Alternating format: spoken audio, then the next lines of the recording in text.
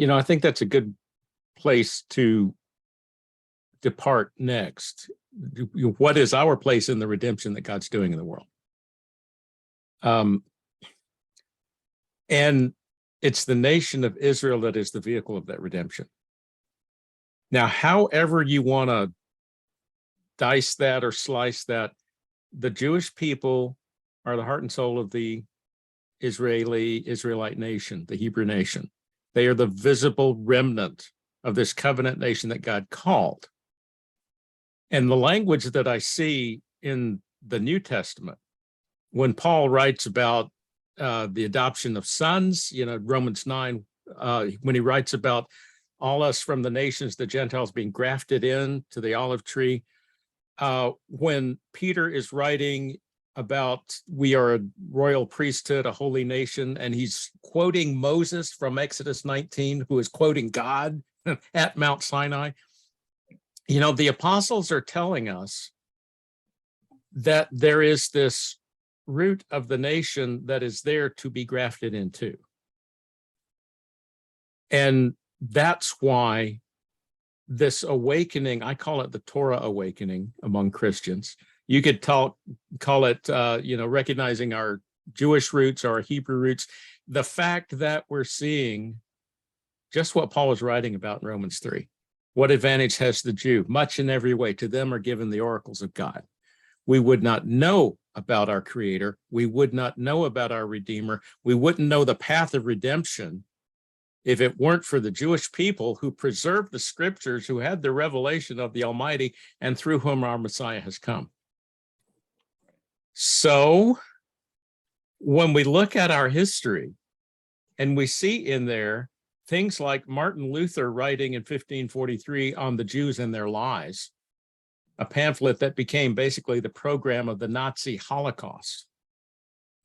And when we see John Calvin with what he wrote in his Institutes and how he organized the church in Geneva and very anti-Semitic practices there during the Reformation, I think you're right. We should recognize the history we've inherited because it is part of our identity.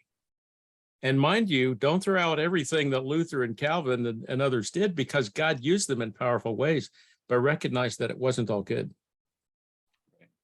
Because in my past, as I look at my family's history, I can go back to 150 years ago in Alabama.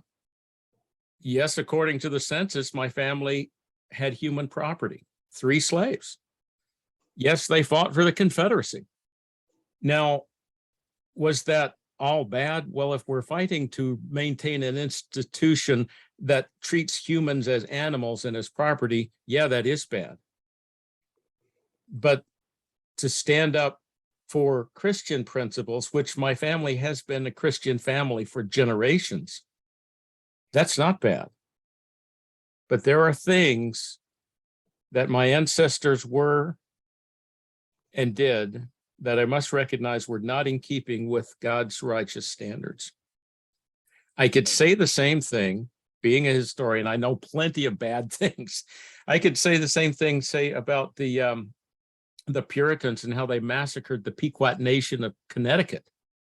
The Puritan fathers and mothers, people who fled to New England so that they could establish a righteous, godly society, and they did.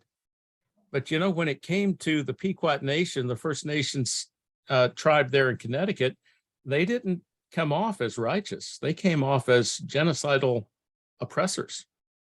And that's just one instance. We could see what the Crusaders did in Jerusalem in 1099.